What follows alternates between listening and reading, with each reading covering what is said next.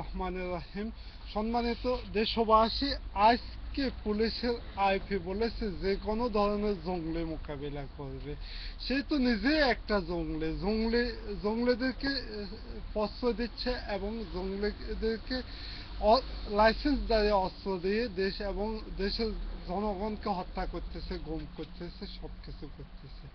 জনগণের পক্ষে যে কোনো কেউ যদি কোনো কথা বলে সে হয় জঙ্গলি, সে হয় রাষ্ট্রদ্রোহী।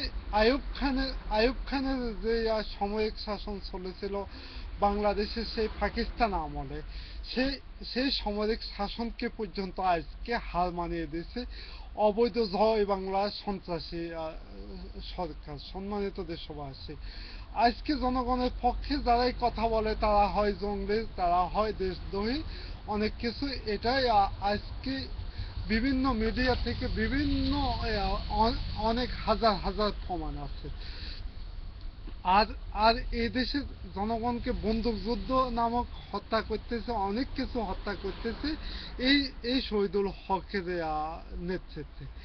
আজকে আজকে সে নিজেও তো নারীদেরকে বলে, যখন যে কেলেঙ্কারি নিয়ে ঘটনা ঘটেছিল পয়লা বৈশাখের দিন, সে বলতেছে ছেলেদের একটুই দুষ্টামি। তাহলে বুঝতে পারেন সে নিজেও তো সন্ত্রাসী, তাকে আগে বিচারের আওতায় আনা দরকার। সম্মানিত দেশবাসী, আজকে জনগণের পক্ষ হয়ে কেউ কথা বলতে পারতেছে না। যে কোনো সংবাদ মাধ্যম সবকিছু বন্ধ হয়ে গেছে। আজকে যারাই কথা বলতেছে তারা গুম হচ্ছে, খুন হচ্ছে, এমনকি তাদের আসবাবপত্র থেকে বিভিন্ন জিনিস লুট হইতেছে। সবকিছু তো হয়ে হয়ে যাচ্ছে বাকশালী সরকার আমলে। আর কত দেখবো বাংলা ধ্বংস।